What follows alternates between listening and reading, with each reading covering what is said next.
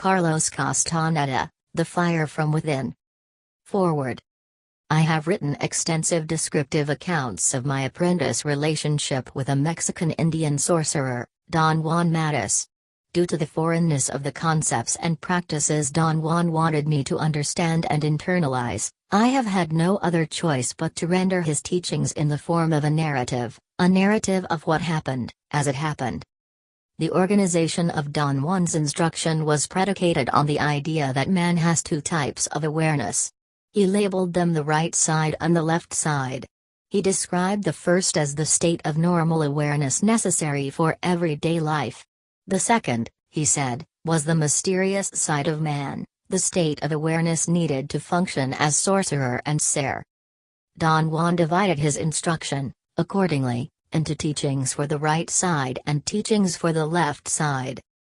He conducted his teachings for the right side when I was in my state of normal awareness, and I have described those teachings in all my accounts.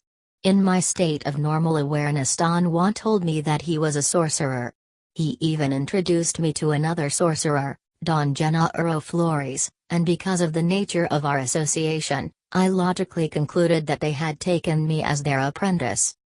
That apprenticeship ended with an incomprehensible act that both Don Juan and Don Genaro led me to perform. They made me jump from the top of a flat mountain into an abyss. I have described in one of my accounts what took place on that mountaintop. The last drama of Don Juan's teachings for the right side was played there by Don Juan himself, Don Genaro, two apprentices, Pablito and Nestor, and me. Pablito, Nestor, and I jumped from that mountaintop into an abyss. For years afterward I thought that just my total trust in Don Juan and Don Genaro had been sufficient to obliterate all my rational fears on facing actual annihilation. I know now that it wasn't so. I know that the secret was in Don Juan's teachings for the left side, and that it took tremendous discipline and perseverance for Don Juan, Don Genaro, and their companions to conduct those teachings. It has taken me nearly 10 years to recollect what exactly took place in his teachings for the left side that led me to be so willing to perform such an incomprehensible act, jumping into an abyss. It was in his teachings for the left side that Don Juan let on what he, Don Genaro, and their companions were really doing to me. And who they were. They were not teaching me sorcery, but how to master three aspects of an ancient knowledge they possessed: awareness, stalking, and intent. And they were not sorcerers, they were seers. And Don Juan was not only a seer, but also an nagual. Don Juan had already explained to me, in his teachings for the right side, a great deal about the nagual and about seeing. I had understood seeing to be the capacity of human beings to enlarge their perceptual field until they are capable of assessing not only the outer appearances but the essence of everything. He had also explained that seers see man as a field of energy, which looks like a luminous egg. The majority of people, he said, have their fields of energy divided into two parts. A few men and women have 4 or sometimes 3 parts. Because these people are more resilient than the average man, they can become naguals after learning to see. In his teachings for the left side, Don Juan explained to me the intricacies of seeing and of being a nagual. To be a nagual, he said, is something more complex and far-reaching than being merely a more resilient man who has learned to see. To be a nagual entails being a leader, being a teacher and a guide. As a nagual, Don Juan was the leader of a group of seers known as the Nagual's Party, which was composed of 8 female seers: Cecilia, Delia, Hermelinda, Carmela, Nelida, Florinda, Zuleika, and Zoila, 3 male seers, Vicente, Silvio Manuel, and Genaro, and 4 couriers or messengers, Ermilito, John Tuma, Marta, and Teresa. In addition to leading the Nagual's Party, Don Juan also taught and guided a group of apprentice seers known as the New Nagual's Party. It consisted of 4 young men, Pablito, Nestor, Eligio, and Benigno, along with 5 women, Soledad, La Gorda, Lydia, Josefina, and Rosa. I was the nominal leader of the New Nagual's Party together with the Nagual woman Carol. In order for Don Juan to impart to me his teachings for the left side, it was necessary for me to enter into a unique state of perceptual clarity known as heightened awareness.